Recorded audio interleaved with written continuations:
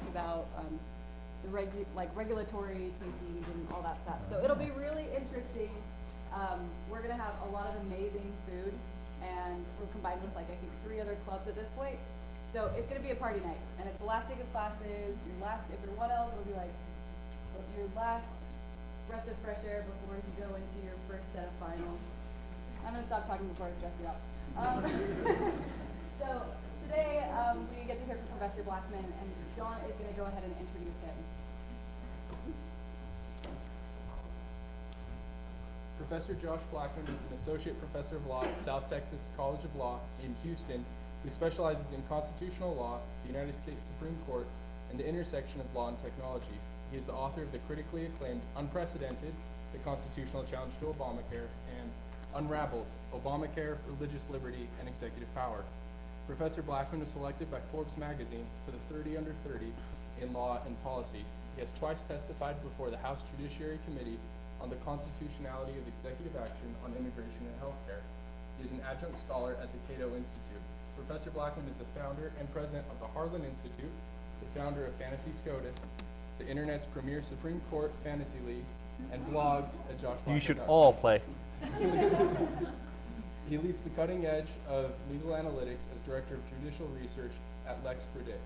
Professor Blackman is the author of over 3 dozen law review articles, and his commentary has appeared in the New York Times, the Wall Street Journal, Washington Post, USA Today, LA Times, and other national publications.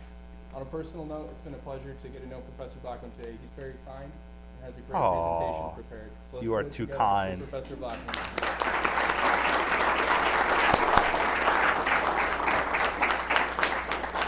Thank you so much. It's always a pleasure at BYU. You always give me such a warm welcome, and I'm thankful to my friends here from hosting me at another time. You are in for a treat today. Not only one constitutional right, but 2 constitutional rights. Today I'll be talking about the intersection between the First Amendment, the Second Amendment, and 3D printed guns. Now, this is not just an issue of academic curiosity. I am actually the attorney for the group that makes these files that can be used to 3D print guns. So I'll give you some legal background, but I'll also give you an update on the litigation. So far we're losing, but I think it'll look more optimistic for us later down the road. So let's start. Has anyone ever actually used a 3D printer? Wow, that's almost half. I tell you, I've been giving this talk now for 6 years. Every year, more and more hands go up. So anyone, what have you made? Anyone make something cool? Shout it out. Yeah. Oh, okay, it's like a destroyer? I don't watch Star Wars. Oh, you don't watch Star Wars? There's actually a Star Wars reference in this presentation. I gave you a hint. Ooh. All right, what else? Anyone else? Make something cool. Yeah, what you make? Parts for a robot. A robot? Oh, that's pretty cool. Yeah. A knitting machine. Okay, a knitting machine? That's cool, I guess. Sorry. Well, yes, what did you make? A bust of your head. Okay, cool. Small one, I like that. Well, okay, I think everyone's seated now. We can actually get started. 3D printing is a technology that allows you to design an object on a computer and bring it into existence. You can make something simple, perhaps, like a car, or something much more complicated, like a house. Yes, you can 3D print an entire house from the ground up. But the process is fairly straightforward.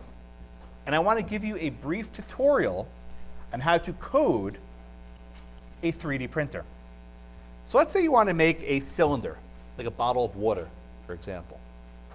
If I told you to make a cylinder with a height of 20 inches and a radius of 5 inches, it will look something like this. That's how 3D printing works. You use numbers, shapes, and sizes to create objects in 3 dimensions. It's fairly straightforward, right? If I gave you instructions, I said, go take a piece of wood and carve a cylinder, 20 inches high, 5-inch radius, you know what to do. Computers work in the exact same fashion. This is a 3D printer. This is what it looks like. Excuse me. Why don't I turn the lights off in front of the screen? Let's see if I did. Notes. Notes. Notes. Ooh, oh, that's nice. Okay. Now I can actually see the display. Oh, that's much nicer. Okay. This is what a 3D printer looks like. And it can make some pretty creative objects.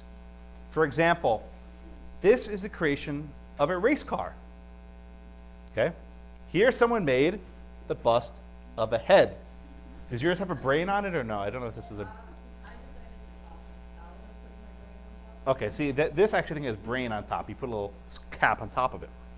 Now, the way a 3D printer works is fairly straightforward. How many people have made a candle before? Okay, most people, right? How do you make a candle? You take the wick, you dip in the wax, you pull it out. You dip in the wax, you pull it out. Dip, you pull it out, right? You keep dipping it over and over again. And every time you dip the wax, it gets a little bit thicker around the base. 3D printing works in the exact same fashion. But instead of dipping something into wax, you're spraying. You're spraying a very thin layer of plastic.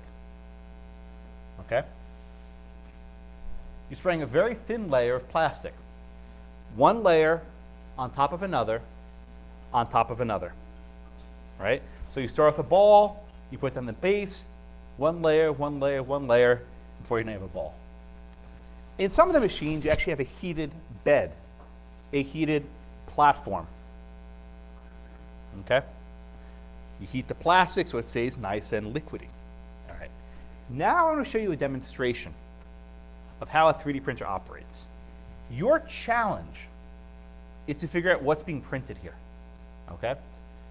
It's going to print something, you have to guess what it is. So, number one, the first layer is sort of honeycomb lattice, right? It's shaped like hexagons, which is a very strong way to make a 3D printed object.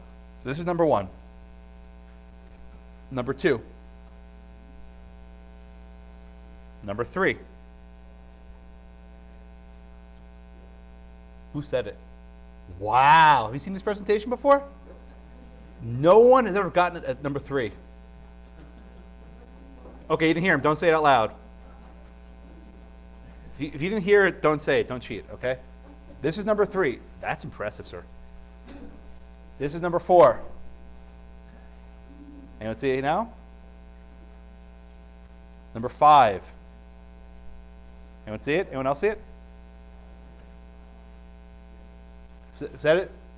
Okay, he said it three, but yes, it is Yoda. See, do you know who Yoda is? Yoda is? It's a Star Wars character. I gave you a hint too. Maybe that's why I was cheating. That was. Did you figure it out from a hint, or you just knew it? Oh, that was very impressive. No one's ever gotten a 3 before. That's very good. Usually 5 people get it. So this is 5, 6, 7, 8. Oh, there it is, right? I get Shrek sometimes. That's close, I guess. 7, 8. There it is. 9, 10, 11, 12, 13, 14, and the last one. Finish it off the top, right? In about 30 minutes, you can create a Yoda bust, or a bust of the student sitting over there, or a bust of anything else. Now, I am not artistic, right? If you gave me a block of clay, I could never make that, right? If you gave me a piece of stone, I could not chisel that. If you gave me a thing of wood, I could not carve that. But if you gave me a 3D printer, I could create that pretty easily, right? And I could actually generate a real-life object with fairly little exertion of effort. Okay, but I'm not here today to talk about 3D printing Yoda, right? If people are simply 3D printing busts and knitting machines and anything else, right? There's nothing controversial. Why am I here? Guns, right? As soon as the technology to 3D print stuff kind of went big, went mainstream. One of the first goals that people had was to make a 3D printed firearm. I know this because I represent the guy who built it, okay? The very first 3D printed weapon was known as the Liberator, okay? What is this? It's a what? Oh, no, it's not a megaphone. It's a barrel of a gun. But I'm glad you said that, because the barrel of a gun is basically just a cylinder, which can be used to make a bottle, a megaphone, or a gun. In fact, I played a trick on you, right? I gave you the code to make a cylinder. You know how to make a barrel of a gun. You can make it, right? Regular objects that exist in common usage for a million lawful purposes can be transformed quite easily to make the components of a firearm. What else can you 3D print? Who knows what this is? Yeah. It's the lower receiver for an AR-15, right? This is the actual guts of the gun. This is what makes the gun operate. The feds don't really care about the rest of the gun. They only care about this part. And if you make this part yourself, you don't need to go through a background check. You can 3D print the receiver for an AR-15. You can also 3D print the magazine used for most rifles, right? The magazines, I think that bullets are stored. Okay. But what put 3D printing on the map was not the receiver or the magazine, it's this. Josh, what on earth is this? What am I looking at? These are the parts needed to make a fully functional 3D printed handgun. This is the frame or the receiver. This is the barrel of the gun. This blue thing is the handle. These little squigglies, those are the springs that you pull back, and when you pull the trigger, it snaps forward and strikes the bullet. The only metal in this design is a common nail, which is used to strike the back of the bullet, and that's what causes the gun to fire. With the exception of the bullet and the nail, this entire thing's plastic. Now, this is what it looks like when it's fully assembled. It's a pretty awful gun, right? It's a single shot pistol. It is entirely inaccurate, okay? For example, most guns have what's called rifling, where these grooves are put inside the barrel to make the bullet spin when it comes out. This is no rifling, okay? There's also another limitation. Why are guns made out of steel, usually? Steel is a very good metal. It has a unique property. When steel gets hot, it expands, and then when it cools off, it contracts, right? Good. You fire a lot of bullets, it gets hot, it sort of expands a little bit, and then when it cools down, it goes back to normal. What happens when plastic gets really hot? It melts. And what happens when plastic cools down? It cracks, right? Plastic is an awful way of making a gun, right? There is no one in the right mind who would actually want to make one of these. They're actually very impractical. They cost tens of thousands of dollars to print. They might take an entire week of labor, and you make a awful gun that might shoot one bullet and break. Right? So this is not an actual threat that people should be worried about. And in fact, you see over here this little rope on the floor? Does anyone want to guess why there's a rope there? Yes, because if you pull the trigger and you didn't treat the gun in the proper fashion, it will blow up in your hand. That's why they put a rope onto the trigger and send several yards away. You like 10 fingers? Don't make one of these guns, right? It's true. You actually have to treat the plastic with this chemical acetone bath, like almost like nail polish remover, right? To strengthen the plastic so it doesn't blow up in your hand. But even then, it still might blow up in your hand. This is not a good idea. So why would anyone want this, right? Why would anyone even want to do this? Well, I'll explain to you why. First off, is printing one of these guns legal?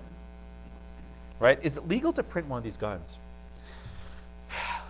Generally, when you think of 3D printed guns, this is what you think of, right? You press a button, a fully functional Glock pops out, right? This is not what happens, right? Instead, you have this 80-hour process with all those chemicals and plastic and blowing up your fingers, right? There's a lot involved. But let me tell you something. If you want to make a gun on your own, you are not going to buy a 3D printer. That is the last thing in the world you'd ever want to do. Instead, you simply make a zip gun. Who knows what a zip gun is? Yeah, you again. Okay, Yoda in the back. What's a zip gun? Oh yeah, he knows what I'm talking about, right? A zip gun is a homemade weapon you can make on the cheap. And I mean cheap. Let me show you this picture I found on the internet. You can find everything on the internet. This is a gun made out of a soldering iron with a garden hose nozzle. I can go to Home Depot right now and buy $10 worth of parts and make this gun. I found this one on the internet. This one's actually scary. This is a keychain flashlight. And they hollowed out the middle, all the flashlight components, and they replaced it for the mechanics of a gun. So you can have a little metal keychain that's a fully functional weapon, lethal weapon. Didn't know it was easy. It's pretty easy, right? You don't need to buy an expensive 3D printer to make a homemade gun. Now, my friend in the back talks about smashing. I found this video on the internet. Do not try this at home. These guys are not that bright. Do not try this at home. Please, just take my word for it. You can tell they have a flip phone camera. This is legit, right? This is serious business, right? So what are they going to do? They're going to make a gun out of a rubber tube, a metal pipe, and a shotgun shell. That's all you need. At the end of this metal pipe is this little dimple, right? Which they're going to use to jam against a shotgun shell. So they load the shotgun shell into the rubber tube, and you see what's going to happen.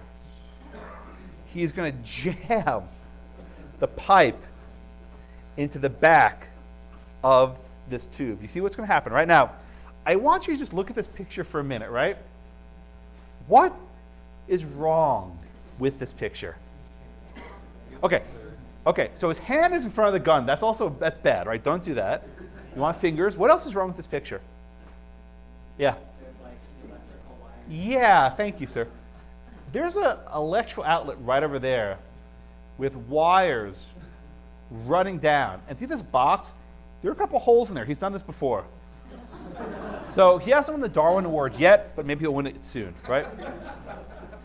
So what's going to happen, right? Ready? In this picture, you can really see it, right? You see there's cables coming right to a fan, which is plugged in right in front of him. Yeah, that's what he's shooting at. That's his target.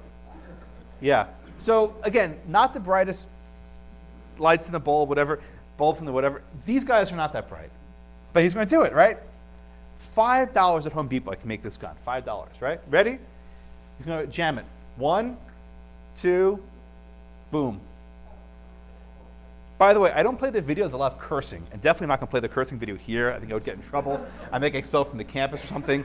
But there's a lot of cursing, so don't YouTube it. It's pretty bad. He blows the thing up. Okay, he blows the thing up. And look how proud he is. He has a rifle in his hands. I mean, there's really a lot of kickback, too. That's not, like, easy to hold. If his hand would have slipped, the fire would have come out the back. And it would have really hurt him. But he did it. He's big and strong. He has his, smoking shotgun shell. How proud he is. You can see the pipe there. And that's it, right? Now, if instead of using a metal pipe, he had used a block of wood, perhaps, this entire thing would have passed the metal detector, right? You don't need metal to make a zip gun. If you use a PVC pipe, it will probably do the trick. Completely undetectable. I'll put your question at the end, I promise. Okay? Completely undetectable, right? Now, $1 million question. Did he break the law? Let me refine my question. Did he break the law not in California and New Jersey? Those are outlier states, right? Did he break the law in the rest of America? No, did not. Under the rules from our friends at the Alcohol, Tobacco, and Firearm Division, you can make your own weapon. With certain exceptions, you can't build a machine gun or a short barrel shotgun, but with most limitations, you can make your own gun. You can make your own gun. You can't sell it. If you put it into commerce, you're in trouble. But you can make the gun for your own use. So what this guy did was perfectly legal. Now, there might be bans on discharging a firearm in city limits. I'm not going to go down those roads. But making the gun itself is lawful. Then what's the issue, right? If it's legal under federal law to make your own gun, why am I involved in this case? What's the problem? The government has taken a very strange position, all right? I should say took a strange position. The Obama administration argued that the crime is not making the gun. Rather, the crime is putting the files on the internet. That is, it's a crime to share the files needed to print these guns. In 2013, the Obama administration, the State Department, sent a letter to Defense Distributed, my client, in Austin, Texas. And they said, you are in violation of federal export control law. Huh? By putting a file on the internet, you have basically exported arms to foreign countries. The same way if I put a Stinger missile on a pallet to Afghanistan, right? Or if I sent nuclear codes to submarines to China, right? And they said, you need to take down the files immediately. We began litigation on this front, and we argue that these regimes violate both the First and the Second Amendments. Start with the First Amendment first, I guess. By the way, you all know that the First Amendment was not the first proposed amendment. You always hear, oh, it's first because it was the most important. It was actually the third, right? There were two other amendments that proposed that didn't get enough votes. So our First Amendment was actually the third proposed amendment. Anyway, not important. I thought you threw me a gang sign there, by the way. We're in Utah, I should. Right. Yeah, that's a don't do that in some places. That's a yeah. Anyway, West Side. Okay, guys, I'm in the wrong venue. The First Amendment, the First Amendment generally prohibits what are called prior restraints on speech, right? In other words, the government can't stop you from speaking. They can maybe punish you after the fact for what you said, but they generally can't stop you from speaking in the first instance, okay? But you may say, wait a minute, Josh, these are dangerous files, right? If you have these files, you can use them to harm someone else. Shouldn't we be able to restrict the sharing of information that can harm other people? Okay?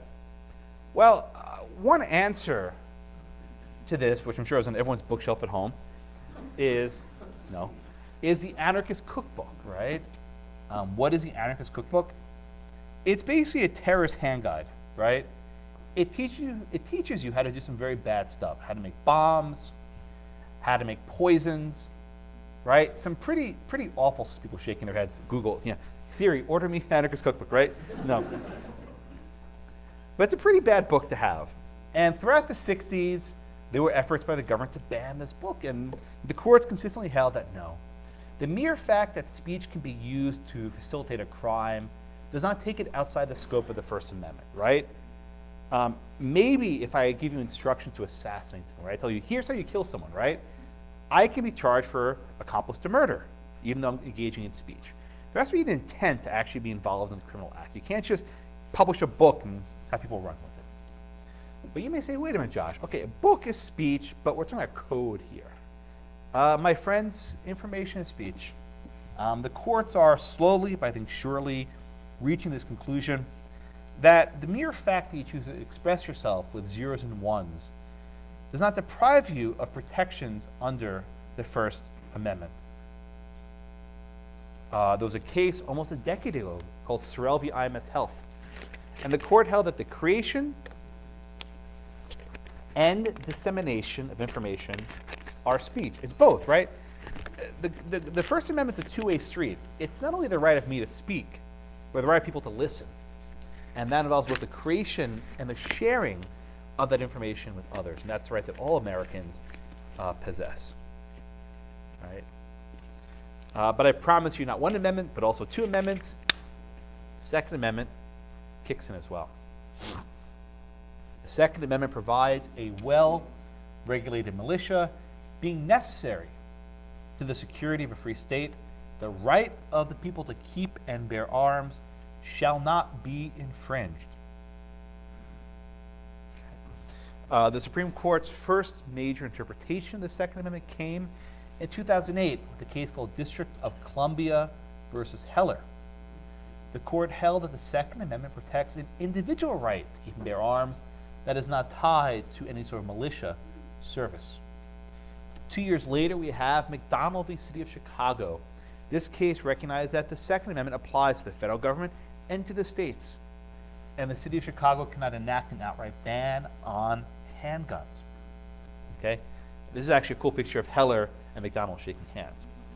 So what does the Second Amendment have to do then with 3D printed guns? Well, I think twofold.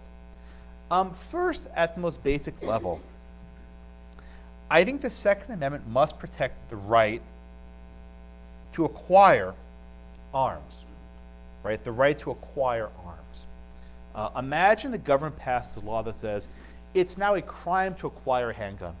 If you have one, great, you can keep it, but if you don't, you can't get one. I think this would fail muster. This would not pass constitutional muster.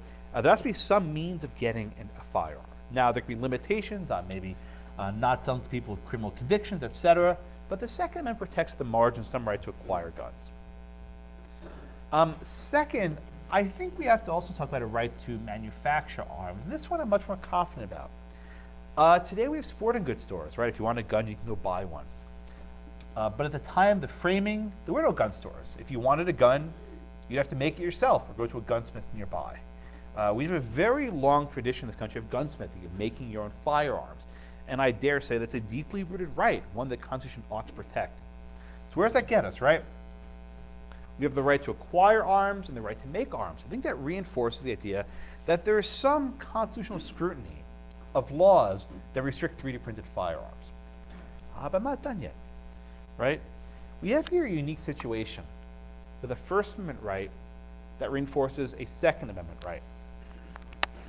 That is, the First and the Second Amendment work together in concert. The law refers to this notion as a hybrid right. And I'll give you an easy example, right? Let's say the state passes a law that makes it a crime to wish someone a Merry Christmas. An actual one, Christmas, right? Is that a ban on free speech or the free exercise of religion? Or is it both? I think both. And the courts have held that when one right reinforces another, it's actually even greater constitutional scrutiny. What do we have here? We have the state trying to censor people, shut them up, when they talk about their right to bear arms. That is the First Amendment rights being implicated, and the Second Amendment right is also being implicated. Both these rights are being implicated in tandem. All right, so now let me jump into the actual law for a minute. We do have a statute in the books called the Undetectable Firearms Act. It was enacted in 1988. And this law says that all guns must have a certain quantity of metal in them, sufficient to trigger a metal detector, right? We've not challenged this law. In fact, the designs of the Liberator require a block of metal to be inserted in the handle. It's soldered in there, so it complies with this law.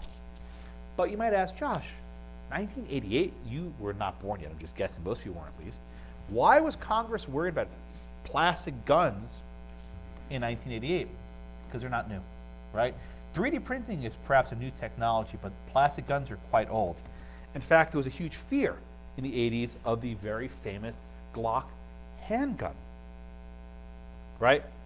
People had this irrational paranoia that Glock handguns were made of plastic. They're not. Indeed, in one of the Bruce Willis Die Hard movies, there's this one line, which I love reading. He says, luggage, that punk pulled a Glock 7 on me. You know what that is? It's a porcelain gun made in Germany. It doesn't show up on your airport X-ray machines here, and it costs more than what you make in a month. Okay, almost everything he says is false. There is no Glock 7. That gun doesn't exist. It's not made out of porcelain. It's made out of metal with some graphite. It's not made in Germany. It's made in Austria. It will show up in an airport X-ray machine, and they're quite affordable. But people, Congress reacts to movies. You know, we pass laws based on movies, I guess. So we have this law from the 80s, which we're not challenging. It's on the books. There have been efforts in recent years to ban 3D printed guns. For example, Senator Schumer of New York likes banning everything, wants to ban these as well. It did not go anywhere, and that bill was stalled in Congress. One of the more radical proposals I've heard was that 3D printing is such a threat, we need to ban plastics. Right? We need to ban 3D plastics so people can't make these guns. Okay, that's insane. But let me tell you why it doesn't matter. Guess what, guys? You can 3D print metal. This is a stainless steel 1911 handgun made with a 3D printer. Like Terminator, right? You can 3D print metal. It also costs $40,000, so not a very good use of money. You can buy one of these handguns for quite cheap, right? But you can 3D print metal. All right. Now, how has the government gone after 3D printing so far? They've used export control laws. Export control laws, right? You may never be exposed to this in your legal career, but now you are. There's a series of regulations known as ITAR, the International Traffic in Arms Regulations. These are regulations that have been enacted over the last 30 or 40 years to prevent American companies from shipping dangerous weapons and munitions to foreign governments. And I think this makes sense, right? If I want to send a Stinger missile to Afghanistan, I should probably get the government's permission first. I think we all agree with that. If I want to send classified blueprints of nuclear submarines to China, I should probably get the government's permission first. I think we all would agree on that much. But what happens when we're not talking about classified information? Instead, we're talking about public speech. In fact, open source code that was published on the internet. The government had never before applied these sorts of export control laws to publicly available research, the sort of stuff you put in a university, in a textbook, right? Until the 1990s. A person wanted to publish a cryptography book, basically a book explaining how to encrypt data. And the government asserted that this code was protected by the export control laws. The litigation was long and complicated, up and down the courts. Eventually it sort of just disappeared because there was a weird resolution. But at least one court found that this sort of code is protected by the First Amendment. Okay, when you're talking about cryptography, people love it. Yeah, we need to help the computer scientists, right? But by guns, oh, we hate guns. So in our case, we've had basically no support from anyone because no one likes guns. But you know, that's my world. All right. Fast forward to 2013. The U.S. State Department sends a letter to Defense Distributed in Austin, Texas. They are my client. And they say, you put these files online, the Liberator pistol, and these other, I think my battery's dying, and these other components, right? You should remove them from public access immediately. This is a government takedown, right? This is not like YouTube sending you a takedown or Facebook. This is the U.S. government sending you a takedown, saying that you are in violation of federal law. By the way, if you don't, you go to jail for a very long time. So let me move to the litigation portion of this talk. Defense Distributed actually took down the files. But then we tried to go on offense. And we sued the federal government for violating our First and Second Amendment rights. That was in 2015. We are now in 2019. Litigation takes a long time, my friends. We lost in the district court. The district court ruled that the speech restrictions are valid under our favorite intermediate scrutiny, where everything survives unless you don't want it to. Pretty much. And we appealed to the Fifth Circuit. We had a divided ruling where one judge ruled for us, but unfortunately two ruled against us. We sought rehearing en banc. We had almost 5 votes for en banc, but we didn't flip the court. We appealed to the Supreme Court.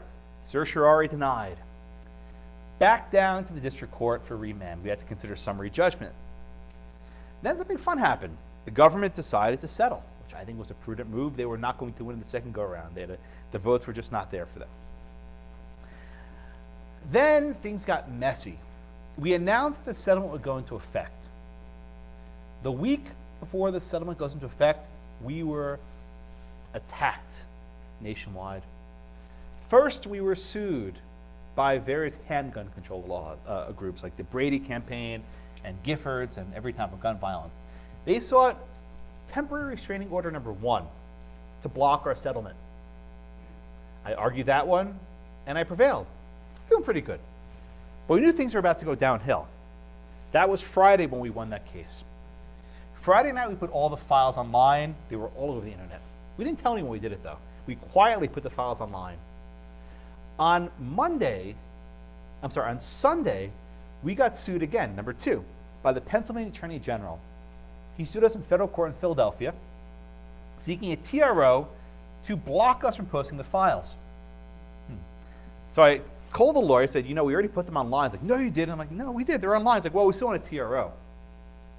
So I had to do an oral argument on basically an hour's notice on Sunday afternoon by cell phone from the United Lounge at LaGuardia Airport. So I was at the airport at the time. Lesson, when the judge says get on the phone, the answer is yes, Your Honor, I'm getting on the damn phone. So I was about to take off, going home. I'm like, okay, let's do the call. So basically 2 hours notice, we had an emergency TRO call, and I prevailed. I won number 2. All right, so far so good, Josh, right? Awesome. The next day, we are sued by the New Jersey Attorney General. He sued us in state court. He sued us in Chancery Court. You know that's the thing? Chancery Court, right? I'm not kidding you. The New Jersey Attorney General sought a nationwide injunction against a Texas corporation in Chancery Court. I had that argument done by phone. This is my 3rd TRO in basically 4 days.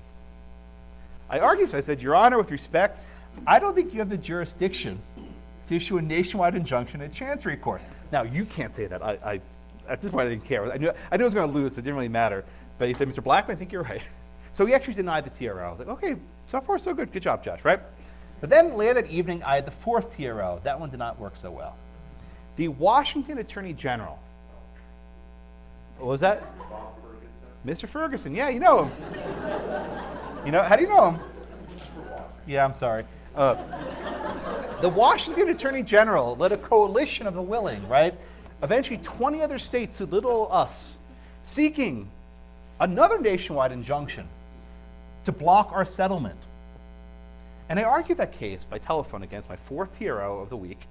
And I said, Your Honor, this is prior restraint of speech. These files are online, and you can't order us to take them down. It would be a violation of the First Amendment. What does he do? Rules against us. And issues a nationwide injunction. And as a result, I had to call my client and say, Cody, take down the files. It was pretty disquieting. It was pretty depressing, right? You have to deliver bad news. We've been on this roller coaster ride. And the files we took down. We complied with the court's order as quickly as we humanly could. But that wasn't the end of the litigation. We are now on appeal, my goodness, in the 3rd, 5th, and 9th circuits at the same time. The litigation is an absolute delight. It's a mess, right? But we are in so many courts at once. We're doing the best we can. We're basically fending off virtually half the attorney general in this country have sued us. The other half are nowhere to be heard. In fact, at one point while the litigation was ongoing, we actually built what I call our blue wall. We walled off all the blue states from our files. We actually created IP filters, so that if you were accessing our site from New Jersey or New York, you couldn't access the website. That had never been done before. This is like North Korea level stuff, right? Usually, only oppressive states have that specific type of censorship. You don't do that. But we built our blue wall to protect the people from the internet. We tried our best. The blue wall lasted for 4 days, so the court in Washington made us take it down. We built the wall, and then he made us pay for it, I suppose. I don't know. But the litigation's ongoing. It might take another maybe 2 years before we get to the Supreme Court. I don't even know. You don't realize this. We see a Supreme Court case, it probably started 5 years earlier. Like, stuff takes a while, but eventually we'll get to the court.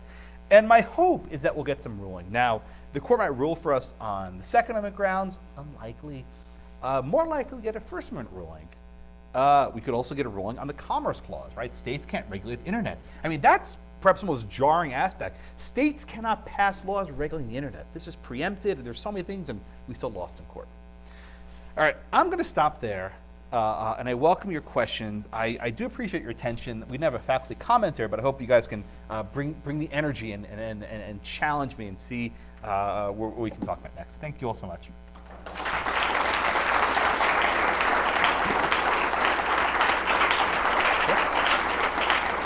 Thank you so much. We'll go ahead and take comments. Does anybody have a comment or a question? You can call people if you want. I just have a quick question. I mean, so because it's so expensive right now to like 3D print like that metal gun for like 40 grand, do you see that being cheaper or becoming more and more cheaper in the future as more 3D printers are easier to do? Yeah, it's a good question, one I get very often. I've been on this topic for 5 years, and there's been surprisingly few innovations in the strength of plastic, right? Plastic can only be so strong. It's never going to be a strong material. The price of the printers has gone down, but the actual medium itself hasn't gotten that much better. This is still largely, I don't want to say a fictional problem, but a problem that's really devoid of reality. If you want to break the law and you want to get a gun, you can find one a lot cheaper than getting to a 3D printer. Thank you for the question. Yeah. A related question, but in the hypothetical eventuality, it becomes very easy and cheap to print guns, downloading files, just as easy as printing a gun. Would there be any constitutional regulations? Okay, let me address your question, right? As it stands now, the sort of process of creating this gun is very involved. You have to print each part separately, you have to assemble them, you have to do lots of things. Let's say there was a world in the future where you could press one button and a gun just pops out, like a replicator, right? Think of like The Fifth Element, if you ever saw that movie, right? Where the thing just pops out. I think that'd be a different analysis for the First Amendment, right?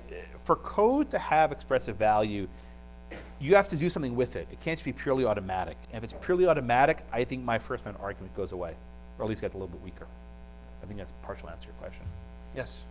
So what is the point of having the 3D printed? Like, what's the target market here? If it's more expensive, lower quality, why do it? It's a good question, right? The question is, who's the market for these things? The answer is it's ideological, right? This is about sticking to the man. I mean that sincerely. Cody Wilson, the guy I represent, is an anarchist. He's a crypto-anarchist. He does things to prove the state isn't as powerful as it thinks it is, right? This is purely an act of defiance and rebellion, right? The number of people who download these files is a lot. People who actually print the guns is very minimal because it's really hard to make. People do this to tell the government, you can't stop me. I can do this on my own. It's an act of defiance. That's the simplest way to explain it. Yes? Do you worry, and maybe this is beyond the scope of this, but so you said that in your view, the government is restraining people from being able to print these guns. But if those guns, if a 3D printed gun were having to be used in some sort of attack or shooting, do you worry that the people who produce these files or post these files will be held to significant liability for that? It's a good question, and one that I don't pass over lightly. The question is, if one of these guns is used to harm others, would there be tort liability, perhaps some other culpability? The short answer for this question is one you're not going to like. Speech can be very dangerous. The Second Amendment can be quite dangerous. In other capacities, I've filed briefs arguing that the federal government was wrong to ban bump stocks. They didn't have the power to do that. Bump stocks were in fact used to commit a very heinous act of violence.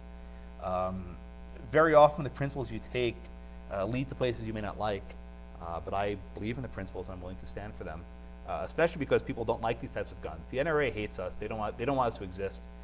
Most gun manufacturers don't like us because they don't want competition. There's a very small group of people actually willing to defend this right. The ACLU wants nothing to do with this case, right? If this was, even an example, let's say oh boy, I'm in Utah. Let's say the state passed a law that banned 3D printing sex toys. The ACLU would be all over that lawsuit in 5 seconds. But because it's guns, oh no, we can't have guns, right? This is just not a popular topic, precisely for the reason of your question, that these are very potentially dangerous devices. And maybe I'm an idiot, maybe I'm a dreamer, I don't know, right? But I believe in these principles. I'm willing to defend them. Yes? If the principles lead to bad outcomes, why do you believe them? Because they also lead to good outcomes, right? The same principle that protects 3D printed guns also protects the 3D printed sex toys, right? As I saw that, I'm like, oh, I committed to it. I couldn't stop that one. I committed. But principles lead to people laughing at you sometimes, right? I like free speech. I don't want the government having the power to censor. This is an egregious act of censorship. The judge in Seattle actually said that the First Amendment rights can be abridged. He said that in his opinion. He actually, I'm going to quote, paraphrase, he said, the rights of free speech can be abridged but not abrogated. My God. There's your Constitution, right? First Amendment. Make no law abridging. It says it's in the text. So the short answer is, I am a First Amendment purist all the way down. This is one of these cases. Thank you for the question. Yes? Can you just help me, I'm trying to figure this out. So, I see two arguments that you're really making. One is, you have this principle and that you're saying that you're protecting sex toys, but I don't see anyone killing another person with a sex toy. For me, that's just very quickly. In certain parts of the world, having a sex toy is considered a very heinous offense. Oh, I know, but I'm saying Where in there's terms of this protection that you're talking about. measuring harm, yeah. But the next one is, I keep on seeing you make this argument, and I think I just might be misunderstanding you. There are other things that might be worse that the government hasn't proposed regulations on, so this one is okay. Why are we using this logic of because we haven't already decided to, or because the government might not yet made this decision to regulate things that are also dangerous, we should allow this dangerous thing to exist as well? Okay, I think your answer is somewhere on a slippery slope, maybe. That's sort of what you're getting at. Measuring harm is very broad. By the way, would you have to wrap up soon? Let's wrap it up in 2 minutes. Okay, maybe I'll do this question, maybe one more. Measuring harm is relative, and in some countries in the world, having a sex toy would be a capital offense, right? That's considered a grave harm. Now, from my perspective, having a sex toy doesn't harm anyone, whereas shooting someone obviously does. But the state's power to prohibit different types of harm is variable. But the second one about slippery slope, I think, is worth considering, right?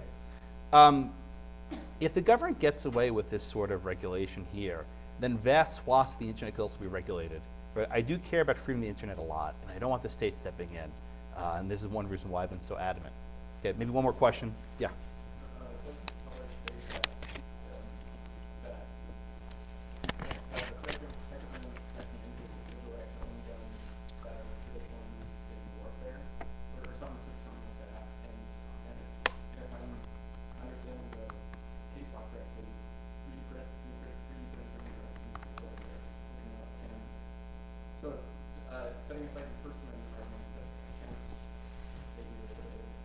Okay, I'll make this the last question, let everyone leave. We've actually never served the right to print the guns. I'll make that point very clear. We've never served the right to actually print or possess these guns. What's your second amendment? The right to have the files that can be used to make them. We've only argued that to having the files you need as a means to make them. We never argued that you have the right to own the finished product. I actually think having the gun is different than having the files. I think that's an important distinction to draw. I think the government could perhaps take more steps to prevent the publication of these guns within reason. If an outright ban that goes too far, maybe if the state says you need a serial number to print this, I think that would survive under Heller. But the files themselves are where we're at. That's where I think the key question is. Make sense? Okay. Thank you all so much.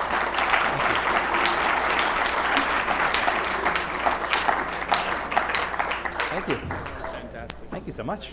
We've got a class in here in 5 minutes, so if you could